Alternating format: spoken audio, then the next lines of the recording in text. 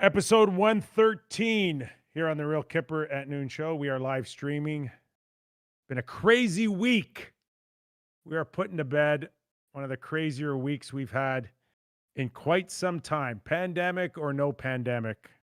What transpired, especially between the Rangers and the Washington Capitals, is something I think we'll be talking about for quite a while here. And even though the Rangers continued their regular season with a 4-0 loss, one of 4 games last night, clearly they didn't have much in the tank in that 4-0 loss. But some interesting storylines around the National Hockey League, including Jeff Carter with a career night, Austin Matthews hitting 40 goals, McDavid within 4 points of 100.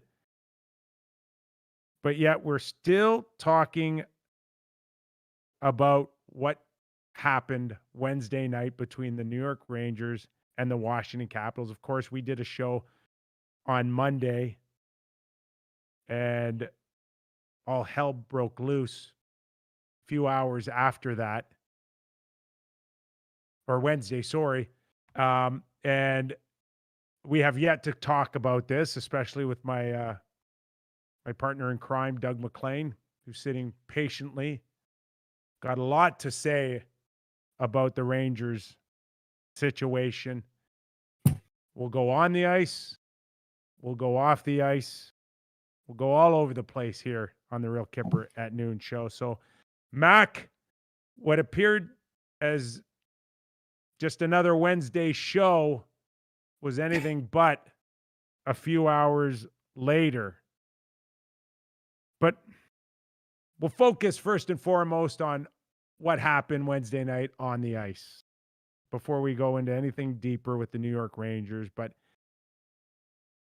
those type of games where there's controversial situations don't necessarily play out the way they played out Wednesday night. They can be real quiet some nights when you expect something. So where were you Wednesday night in terms of Tom Wilson coming back after his $5,000 fine? Were you anticipating anything to the degree that we saw? Yeah, I anticipated that there would be some fireworks for a couple of reasons. First of all, the Ranger players would be really upset about the $5,000 fine. They would be upset about what was done to their star player, Panarin.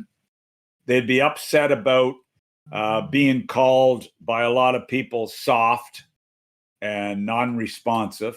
And they wanted to show that, hey, we're gonna battle. And also 2 pretty popular guys in their dressing room in Gorton and John Davidson fired. So there was all kinds of reaction, and you know, whether people believe it or not, some players, do they get really upset when coaches and GMs are fired? Not really, but sometimes there's a bit of a responsibility. John Davidson, I don't know Steve Gorton other than to say hello to him. I know John Davidson well. Popular guy, a player's guy, a guy that's a straight shooter. So there's all kinds of reasons why they should have shown up the way they did. And I like their response. In the past, we know in a different era, when you would have had 3, 4, 5 designated guys that had a reputation for dropping their gloves, it was almost a foregone conclusion that you had your fight card filled out before the game. Yeah. But the days of having these multiple guys on each team that played this type of role, they're gone. I think other than a Tom Wilson, Ryan Reeves, there's not much there in terms of a long list of guys that are either considered heavyweights or but or you know, middleweight fighters. So when we yeah, saw the names of Nick Dowd and Haglin and Raffle and Rooney and but and Giuseppe, those aren't guys known to do no, this. and Brendan Smith takes on Wilson.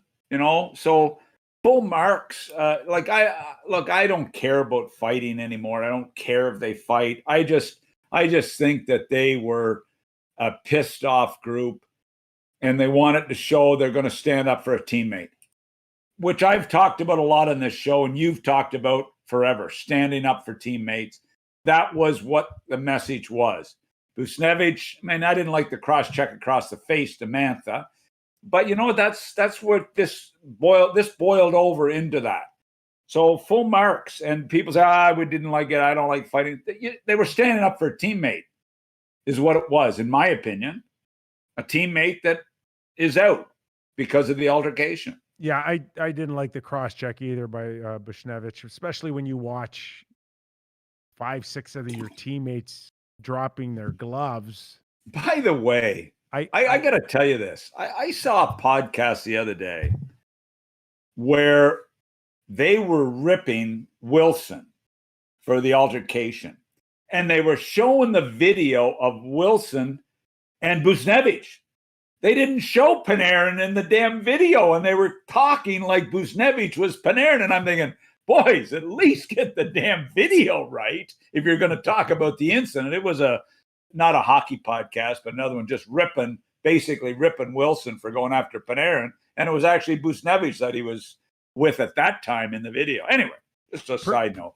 Pretty amazing to watch the ripple effect that an incident like that can create in the hockey world, in the media world, and to listen, Mac, to people yet again throw out the black eye comment to the league. And I was quoted in the Toronto Star saying, I've lost count of the number of black eyes that we've heard about in this game the last 20 years. But you know what's undeniable? That as good as a Connor McDavid is, or Matthews, and their dynamic end-to-end rushes, nothing can bring out the raw emotion of a fan like a controversial incident in our game. It's not even close. No, it's not close. And that doesn't it mean was amazing watching this, Mac, in the last 24, 48 hours of how people truly felt, whether you were for or against it. But it takes you places that not even a Connor McDavid rush could take you. You know what? Raw emotion is always been a big part of the game. And I watch a lot of hockey on TV. You watch a lot of hockey. There's a lot of nights where there's zero emotion. I mean, zero body contact, zero emotion. Even as people say, well, Wilson lost his temper. Oh my God almighty. If I hear that again, I lose my shit. Come on. It used to be a real game of emotion. And that's what fires people up every once in a while when we see it. You don't like seeing Panarin get hurt. Nobody wants to see Panarin get hurt. Nobody wants to see Wilson go nuts. I didn't mind it, but nobody wants to see that, I guess. And then, we haven't even got into memos and press releases and who signed them and who wrote them and who knew about them. It was great emotion all the way around. And I've talked to a ton of people that were involved in it, and there's a lot of people really pissed off about a lot of things. Okay, we'll get into that a little bit. I just want to stick with the kind of the game. Am I wrong about the emotion part? Oh, no. It's phenomenal. And, we know ESPN's getting back in hockey, but now the topic of conversation came up in shows that they haven't really talked about hockey a lot. And now you're wondering, is that a good thing? Is any publicity for the NHL better than no publicity at all? Well, you know what? I guess it's frustrating when I hear, I shouldn't say non-hockey people, but people just just go off on this, suspend him for life, suspend him for good, suspend him for the year. I listen to this and I'm thinking, okay. I mean, I don't know. It's their opinion. They can say what they want. Mac, they can do what they want. You know, it's the what if as well. What if he bounced his face off the ice or cracked his skull? And that's a legitimate thing to say. It is. Sure it is. And if he did, Tom Wilson's not playing next year. No, let alone right. You're right. Wednesday night. Right. He's not playing next year. But we can't start suspending guys on what if. What did the football guy get that took his helmet off and beat it over the other guy's head? Did he get life or what did he get? Jordan, do you remember that? I think totally served like 8 games. I know he came back the following season. Joe, do you have any info on that off the top of your head? Yeah. Off the top of my head, I'm not sure. I think that it was a little bit lower, I guess, grade than most people wanted when it finally came down with how many games he got. But I don't think it was a full season, that's for sure. So, you know what? It's people, that, you have to really look into the incident and what happened. Like, I had people saying, well, he didn't jump on his back. He fell off his back. And I'm like, oh, okay, whatever. It looked to me like he was on his back for he was on the bucking bronco for a few seconds. I've seen guys in rodeos off the back faster than Panarin. Well, no, they'd probably be about the same. The bucking bronco probably a little quicker than Wilson putting him off his back. But anyway, I guess I don't know, was he on his back? I thought he was on his back. I thought he jumped on him, but maybe he didn't. Maybe I'm blind. I don't know. Dumb and everything else. But anyway.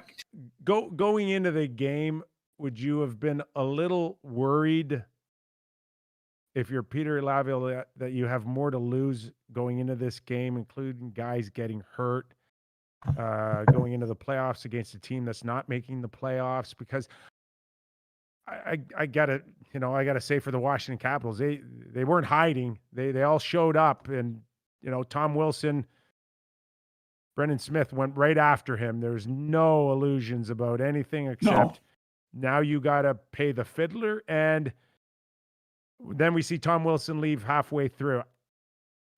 What did they call it? An upper body injury? That was let's get him the heck out of this situation injury, wasn't it?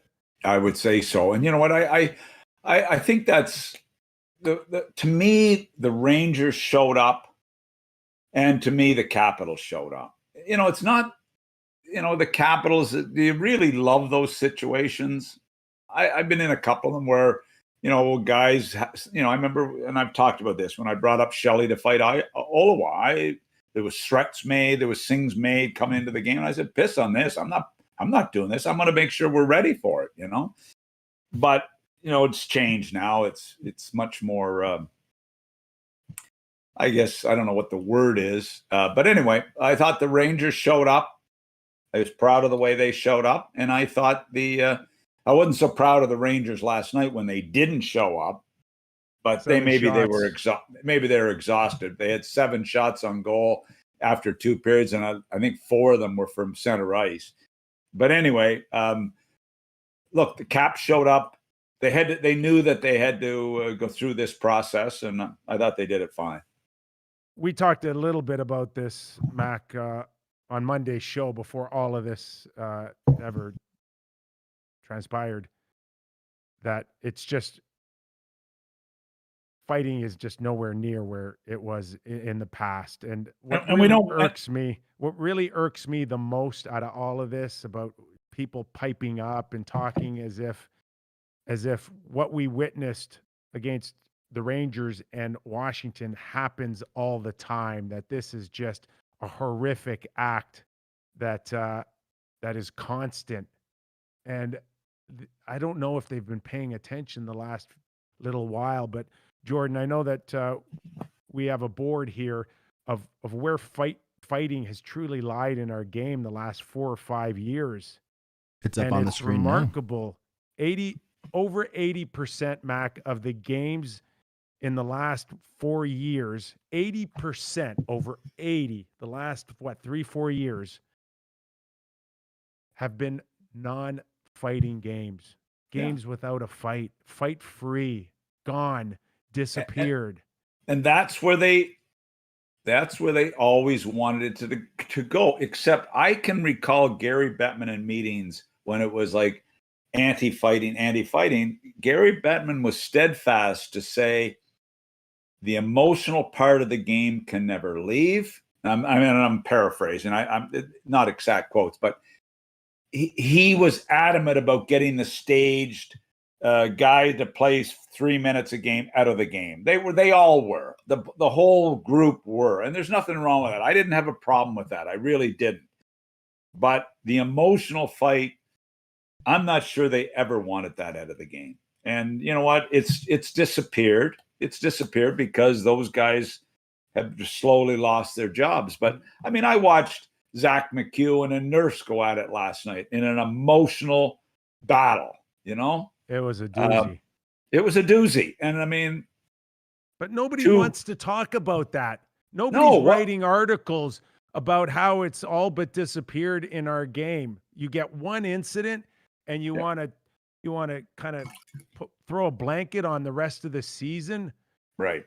Okay, we're not playing 82 games, but we're still playing 56 between 31 teams, and there's been 11 major penalties excluding fighting. 11, Mac. Yeah. There are no more match penalties anymore. I think we've got 4 match penalties this season. And every time there's an incident, it's blown out of such proportion that it's so bad. And this game, they've got to get that out of the game. And unfortunately, and Mark Curtin said it to us the other day, you know, lots of times it's just reaction. It's reaction plays. It's not attempts to hurt people. It's a reaction at in a high speed situation. Anyway. Well, if things weren't crazy enough with the Rangers, let's get into it, Mac. By far the biggest shock of the season, that for whatever reason, James Dolan, the owner of the New York Rangers, wanted to make a major change.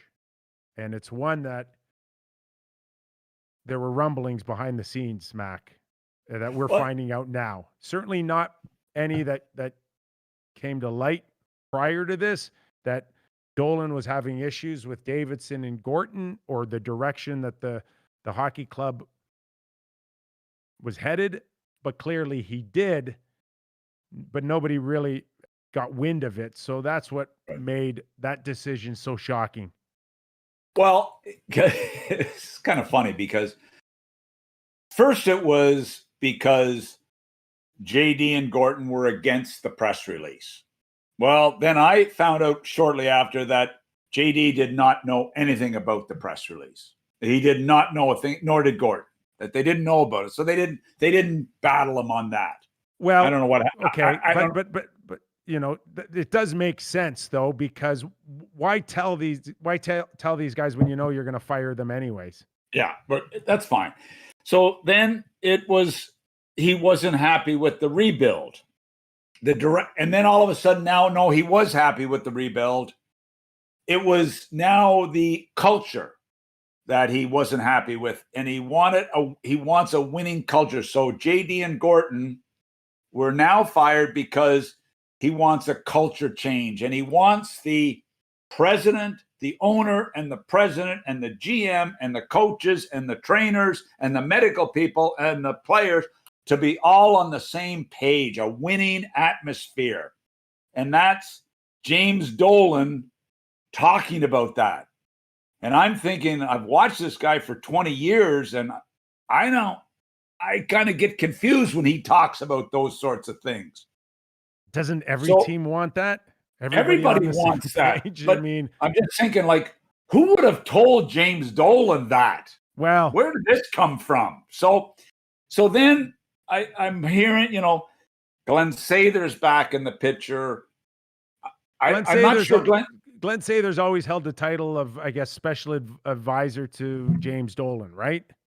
So it appeared like he was kind of retired the last few years that he was kind of fading off to the sunset. But Mac, it's clear that as an advisor, if James took the advice of a guy that's advising him, it lent towards making this change.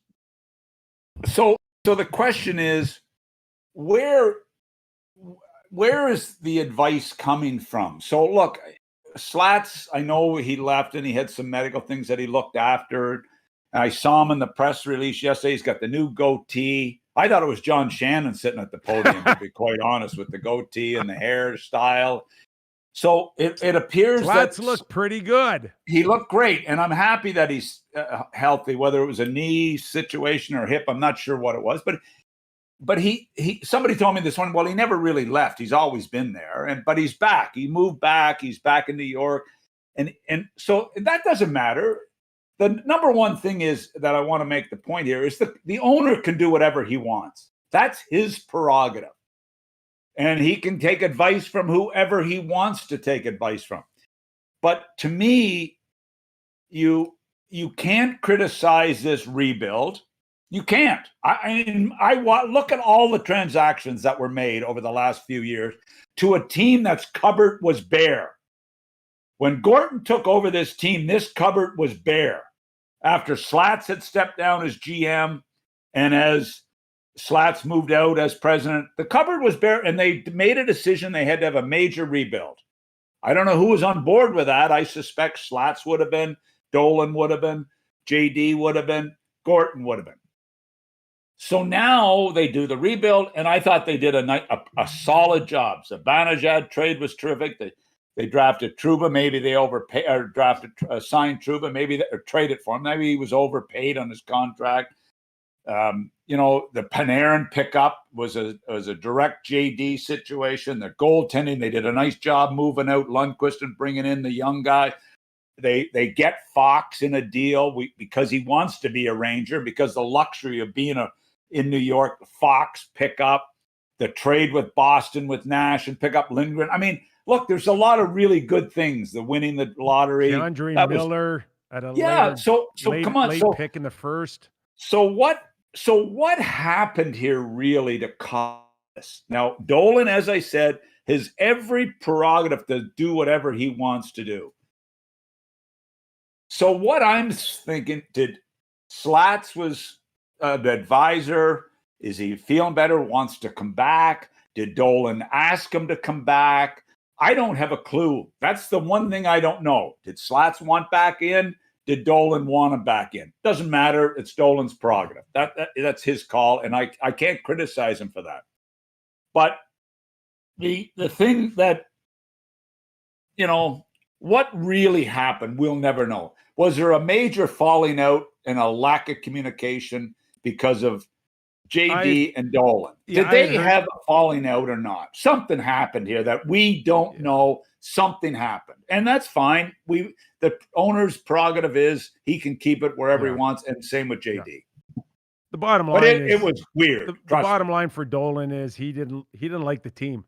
He didn't like the team, and I don't know what that means moving forward, but a couple of losses to the Islanders, Mac, and whether or not they were tough enough, whether or not they showed, it kind of. Listen, if you connect the dots and you got an owner that's. Just a minute. Glenn Sather missed the playoffs 6 years or 7 years when he was a GM there, out of his 15 years. Did Dolan like that team? Did he like that team that was god awful at times? No, I mean, I would imagine not. Dolan didn't like the team. Okay, he didn't like the team, but he loves Glenn Sather, Mac. There's no question. I know he loves Glenn, and that's fair. There's nothing wrong with that. But who didn't like the team? Dolan? Has he become? Well, I don't like. Well, yeah, I guess you don't like it if you don't win. You are. It's your team. You're the expert. It's your team. You can hate it if you want. But hey, look. I mean, here's the thing that sort of is. I like Chris Drury, by the way. So Chris Drury comes in. We'll get into that in a second, but just a minute. He comes in as the boss. He's the guy that's been 100% involved with the two guys that just got fired to building this team. But he was a key guy and still is it. Now he's the guy. but he was a real important guy in this whole rebuild. He was involved in every one of these decisions. And he's a good man. As much as I could sit there and say the big brawl was all about Tom Wilson, they also, those players that I just mentioned for the Rangers particularly, looked not only like they were trying to prove something to Washington and Tom Wilson, but I kind of took it like they were trying to prove something to their owner, that they aren't soft, that they aren't, pushovers. That had as much of a feel to me than this whole Tom Wilson, especially when you factor in that he wasn't a big fan of the direction Gorton and Davidson were headed. Yeah. So the team is I guess, so you're saying that the owner probably, and we don't know this again, and I want to make this really clear. It's his call. He can do whatever the hell he wants. My only question is, where is he getting his advice? He hasn't come. He's not pulling this out of the sky. Glenn Sather. He's not pulling this advice out of the sky to him. Yeah, exactly. Well, it's just fine. That's what his job is. Right. So now, and Mac, it's one thing to advise the owner behind the scenes, but when you're now Glenn Sather and you're ready to go up on a press conference and sit beside your new president and general manager, you are back in. You are right there in the thick of things. That's a huge message by Glenn Sather to the hockey world, is I'm back. Yeah, and that's fine. That's fine. He'll groom Chris Drury. Yeah, he'll groom Chris Drury, and I thought there'd be a window of opportunity for Mark Messier to come in some capacity. What we would have thought would have been Chris Drury as the general manager. There must have been a feeling like that presidency job was open for Mark Messier, but clearly Dolan, Slats, whoever wanted to go and give both titles to a guy. Now you've lived that experience, right? Yeah, but general manager. But it was also stated this morning that Drury wanted both jobs. I read that this morning from Larry Brooks, that Drury sort of basically said, I'd like to have both jobs instead of having somebody there. Now you've done both jobs. You've done both jobs. It's great to have. What's in store for Chris Drury now with no experience? Well, what's in store for Chris Drury is the same thing was in store for John Davidson. What is the role of Glenn Sather here? JD was going to be the president, and he was the president, and he obviously reported directly to Dolan. But what is going to be the role here? Is president and GM, you report directly there, but you also have Glenn Sather as the advisor. Advisor to who? Advisor to Drury for sure. Advisor to Dolan for sure. So, when I was president GM, it was great until I got some people in between me and the owner. And maybe because we weren't successful and we didn't win enough, that's fair. But when you get people between you and the owner, you have problems. Where does this leave Coach Quinn with the New York Rangers right now? Well, Drury was heavily responsible for bringing him in. No doubt about that. He was one of the management team, and he was a big supporter of from what I'm hearing. So, it will be up to the new president and GM whether he wants Quinn or not. I suspect they're probably on the same page, but I wouldn't know that. I don't get that feeling. First of all, again, his hands. You don't get the feeling that Dolan's not on his page, Slats is not on his page, or Drury's not on his page. Which of the three? I look at it now from a Dolan perspective, that you don't necessarily like the direction your team was headed. You fire your president, you fire your general manager, but you love your coach. I don't think that kind of no. I don't think that jives. Oh no, just a minute. something happened here that we don't know about. Something caused friction between JD and Dolan. We don't know what it is. It's Dolan's prerogative, but something happened to cause a lack of could communication. happen other than I don't like my team. I don't like the team that you've given me. And the coach is usually the first guy the owner gets to hate. The coach is usually 90% of the time, the owner starts to hate the coach. Then he starts to hate the GM, and third, he starts to hate the president. Eventually, it happens that way. Except with Slats, who there is an unbelievable admiration between Dolan and Glenn Sather. They've been great friends. He trusts Sather. He thinks he's the smartest guy in the world with respect to hockey. And I mean, you look at his history prior to coming to New York, and you'd say, "Wow, it is quite impressive. It is unbelievably impressive." So, something happened, and if you say it's that he didn't like the team yet. I listen to him today say we have unbelievable talent. We've got the most talented group, but he didn't like the team. That's fair. That's me, fair. That's thing. Me watching from afar and trying to connect the tea leaves here a little bit. He must have a miserable life then, because he must hate the Knicks for 20 years. And now he's got that he hates the Rangers. Like it must be miserable. The one thing, all of a sudden, he hates the Rangers team. We know he does not keep it quiet in the city of New York when it comes to his sports teams, Mac, and he loves those big names, and we've seen it more on his NBA side. This is the guy that signed Larry Brown to $50 million for 5 years. He's gone Isaiah Thomas. He loves the big names. Phil Jackson pays them a ton of money. And I don't know, Larry Brown lasted what? 2 years? 3 years? So it wasn't long. So is Quinn a big enough name for him? Does he want to go out there and make a bigger splash? I don't know. Does Mike Babcock? Somebody whispered to me the name Mike Babcock to the Rangers today. And somebody whispered the name Tortorella to me, that he likes Tortorella.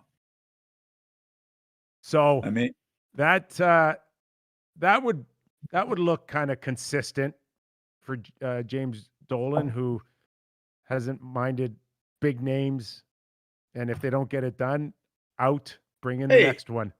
James Dolan won a Stanley Cup with Neil Smith and Mike Keenan. Big names, won a Stanley Cup. All the big names haven't helped the Knicks too much. All the big names since Keenan haven't really helped the Rangers too much. But that's his history, and that's his prerogative. I keep saying that because it is. He's the owner. He can do whatever he wants. Right. But I'm not buying that it was just, I don't like my team. I'm sorry, I'm not buying that. I'm saying something happened. And I have no clue what it is. You're my top insider here on the Real Kyper at Noon show. Find the story. Listen, I heard last week, I heard the other day since it was the press release. Well, I knew JD didn't know a damn thing about it. Then I heard they weren't happy with the rebuild, and they weren't happy with this, and there was a board meeting, and they were talking a change. I mean, I've heard so much shit, it's unbelievable. But anyway, that's fine. I don't know what it was. Just get to the bottom line for us. The bottom line is that Dolan wanted Glenn Sather back as his sort of number one guy, and he wanted Chris Drury in there as a different voice in the management chair. And that's I think that's the bottom line. That's what he wanted. Yeah, listen, like you said, he's the owner.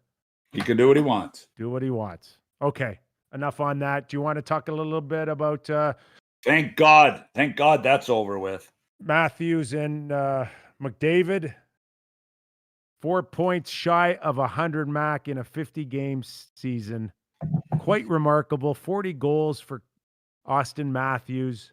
I know we beat this to death in terms of MVPs, but it is quite remarkable what they've been able to do. The only thing, Mac, I look on, and trust me, I don't want to take anything away from these guys. They're special, and I don't think the season deserves an asterisk beside any kind of record or whatever you want to compare it to history. But there has to be something to be said that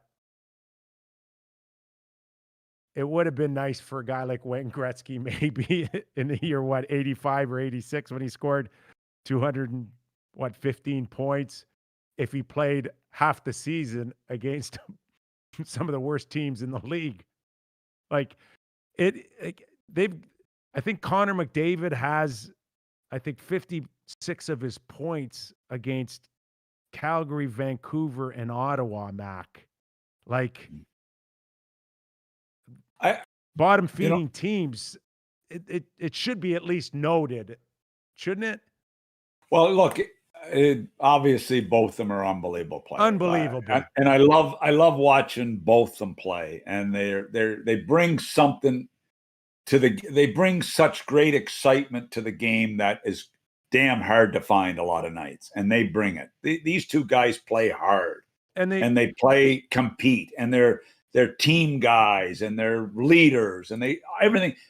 But I talked to an NHL player this morning who said to me, "What the hell is going on up in Canada? Is that major junior hockey they're playing up there?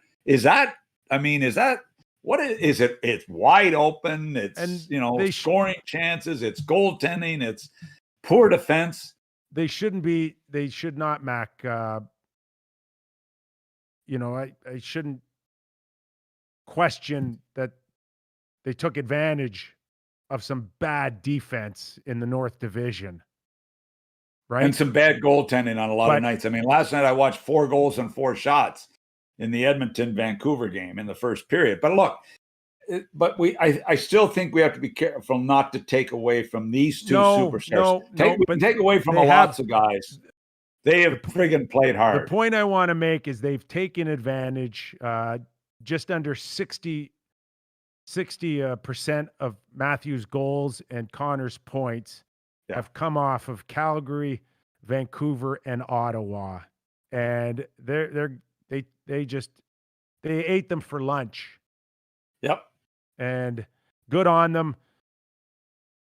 But we really need to see Connor and now Austin Matthews against a team in a conference final that could put up a fight, a real defensive fight.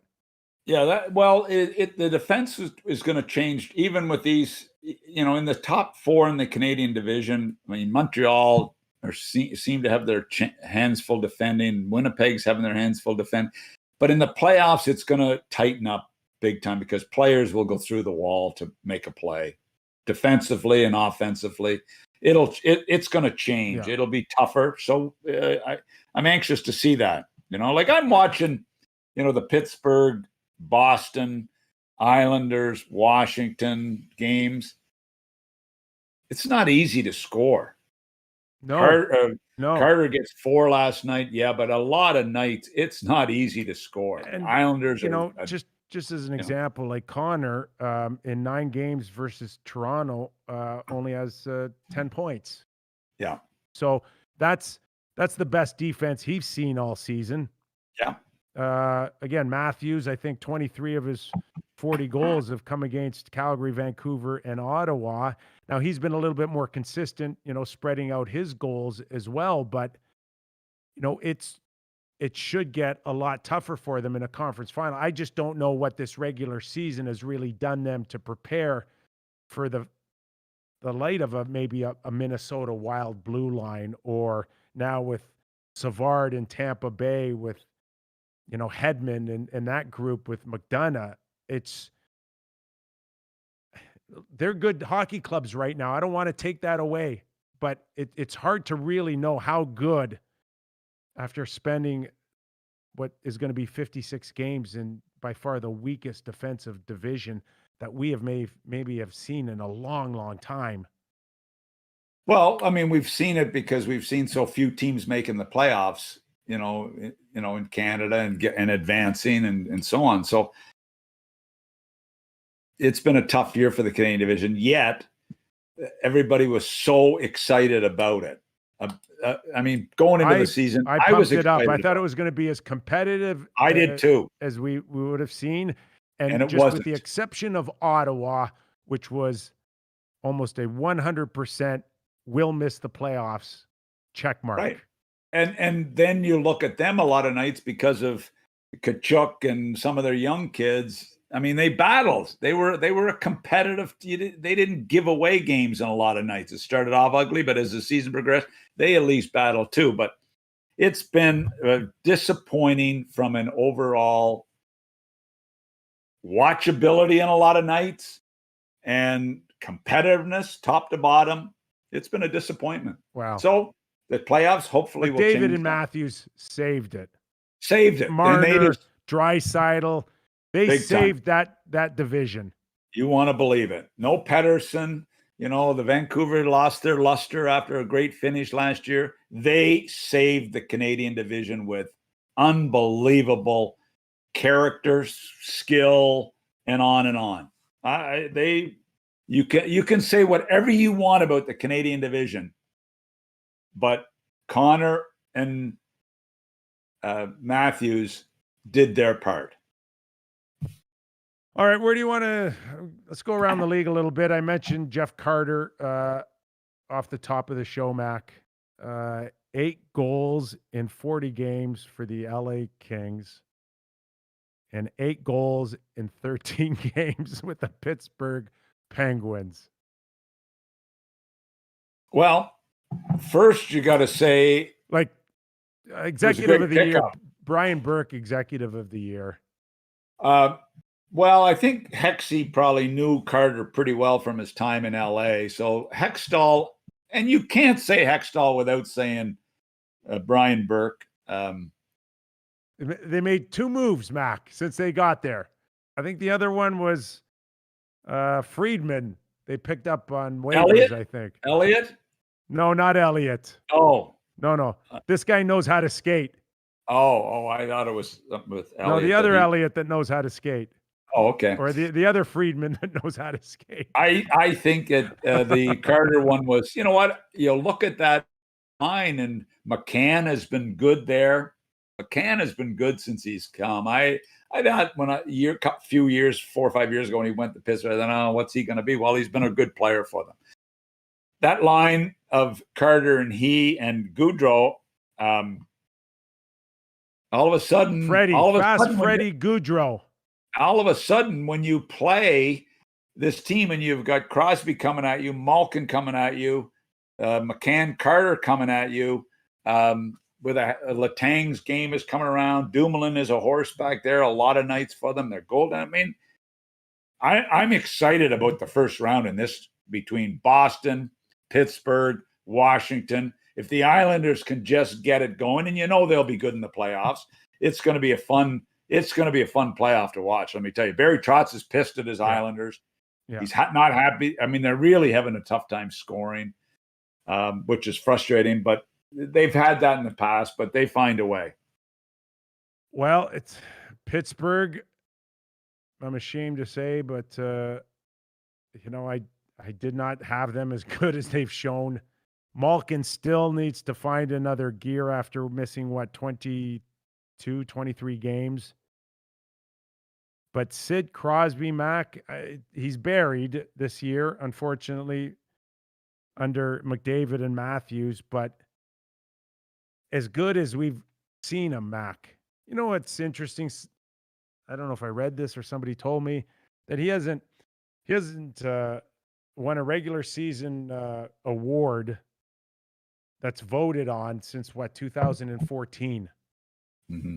I think he won the Rocket Richard, I think in 17, but Sid Crosby is as good as ever, Mac. Without Malkin for a large part of the season, with all kinds of issues, some nights goaltending, some nights defense. I mean, this guy is so damn good and so important and such a winner. and such a leader. He is, I mean, I know Connor Matthews, but this guy, I can't imagine what it's like being in a dressing room with this guy. I can't imagine, because he's special, let me tell you. Well, I've been pushing the Selke Award on him the last few years. I know Barkov is right up there as well, but he's a special guy. Yeah, he sure is. So He proved it again. And you said it off the top. I don't know if you remember, but don't ever bet against Sid Crosby. yeah. You know, the other team we've been hard on, or I was getting upset with Cassidy in Boston. And I'll tell you what, Don Sweeney, people have questioned some things, but he has changed this team with a couple subtle moves. The Hall move, I don't think he paid a big price. I really don't. And what that has done to that top six, with putting him with, Krejci and Craig Smith, who's a real solid two-way guy, and obviously Hall, what that has done to their top six. And then all of a sudden the third line, Richie's there on the wing. Coyle has moved to the wing with Corrali. You got DeBrusk, who's going to go up and down from the fourth to the third line. All of a sudden, that top nine is pretty tough to play against. Riley has been a good pickup in the back end, a good first passer, gets the puck through. Sweeney subtly has done some things that Boston will not be an easy out. They will not be an easy out. Little added bonus, Mac, is this goaltender, Jerry Swayman. 7-2. And well, they're solid with Tuukka. Whether or not Tuukka plays next year or not, this guy's ready to kind of look like he's going to step in. I was listening last night in the broadcast, and it sort of hit me. He beat out Spencer Knight for the goaltender of the year in their conference. Spencer Knight is one of the highly touted youngsters in the game in goaltending, and this kid beat him out with the University of Maine. And by the way, Red Gendron, the great coach at the University of Maine, passed recently, suddenly, and rocked a lot of their group there. I knew Red, but just a sad situation. But this kid has been a battler, and he's played really well for them. Just staying in the East a little bit, it looked like the Islanders could win the division, and now it looks like they're kind of crawling over the finish line here, Mac. I think third straight loss. The Devils, winners of 5 of 6, and Trotz has got a few things off there defensively. I have to say this. I just have to say this. I just got a note from a person. This takes the Ranger thing to a whole nother level for me. Sorry to digress here, but the guy said this was done because they're going to get Connor McDavid. Where the hell is this? Anyway, go back to where you were talking. Sorry to digress here, but I had to throw that one in. Can you stop reading Twitter, for God's sake? Was it a text or a tweet, Doug? Did he? Who knows with him? It was a text. Well, hey, I'll have one of what he's having. I think we can all use one of those on Friday, right? This is all I sent back is you're dreaming. Is all I sent back. This is like it's like squirrel. I didn't mute him. I just said you're dreaming. Your Twitter's your squirrel, Mac. I told you. I heard of it. Islanders. Okay, have you lost faith in the Islanders? Okay. How did I not pick I picked Philadelphia to make the playoffs ahead of the Islanders. That's the only thing I was wrong on. Which is a pretty big wrong. I'm glad you're wrong on something. That's a pretty big wrong, that I took the Flyers to make it ahead of the Islanders. That was dumb. Oh, my God, I was dumb. But you go by ratings. You go by how you rate the defense and the forward group, and you go by that. But that was, you picked Pittsburgh not to make it. And I think they're in first place, aren't they? I had, yes. That was a big miss. Yeah. But anyway, we had a couple of big. Now at least I'm closer because they're limping in, as you said. Yes. So I was less wrong than you were. That makes me feel so much better. So much better. in that division. St. Louis looks to me, Mac, that they're kind of heating up a little bit. Parayko's starting to feel like himself again. This is a team. Can they challenge Vegas? I think that is going to be a special division to watch. You know, Vegas, Colorado, Mini, and St. Louis. Like, seriously, that is going to be some hard-fought, old-style playoff hockey. It's going to be fun to watch. And St. Louis can battle anybody in that division. They can battle anybody. Any of the four could come out of there. I'm not sure Mini can, although they've had an unbelievable year. And with that blue line, I just don't see them coming out. But the other three, to me, and Mini may surprise. They've been damn good. But any of the three could come out as far as I'm concerned, with Mini being a bit of a long shot. Yeah. Jordan, how's a Friday shaping up here? Are you there? Yeah, everything's looking good, man. A nice chat. So as a more of a casual hockey fan, we don't really consider you hardcore. That's why you're so perfect on the show. Thank you. Because you give us a perspective that's just, a little broader amongst all sports. So what was the perception you got out of that whole Capitals, Wilson, Rangers riot? Honestly, I think that the thing that we saw the most, and I'll try to pull it up on screen here as I'm talking, but the thing that I saw the most was the meme that had all of the Capitals players in the small penalty box. And there were a lot of different jokes around social distancing, being stuck in an awkward elevator when someone passes gas or something along those lines. But honestly, I think that the humor factor prevailed the most. To me, as I'm going through all of it, I find the most interesting thing to be the firings, because I hate James Dolan as a basketball fan. I hate owners that meddle, right? Like Doug mentioned, your prerogative, you own the team. If I own the team, I'd be meddling. You could bet on that. But when I think about stuff like that, I just wonder why these firings happened. And is there really any conspiracy going on? And I think that's what like the tinfoil hat crew is probably thinking about today.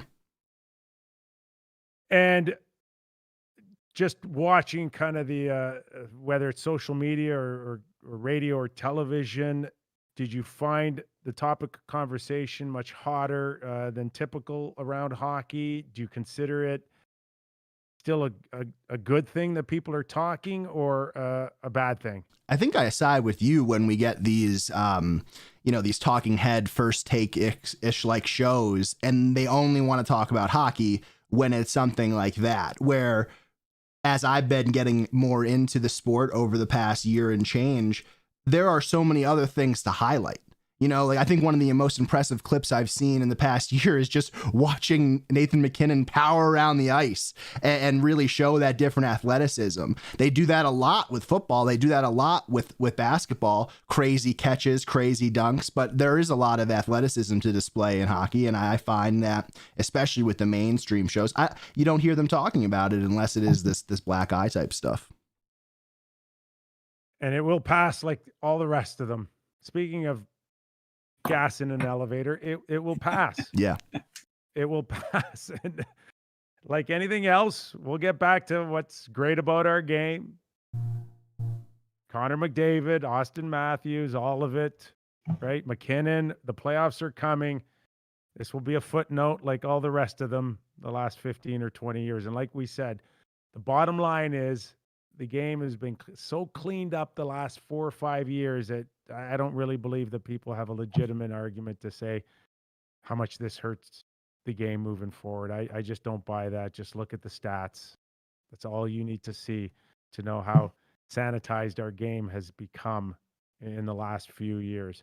All right. Earlier this week, I got a note that started like this. Dear Mr. Kypreos, my name is Jake and I'm 11 years old. Back in November, I started my own sports podcast called Jake's Takes. Since his hockey was canceled due to COVID, he wanted to find a way to keep talking and loving sports. His passion is hockey and sports, so he started a podcast. And some of the guests on his show have been Stephen A. Smith of ESPN, of course, a huge star. And he's reached out to Mark Cuban. I think he's coming on the show as well. And I had the fortunate pleasure of being on his show as well this week.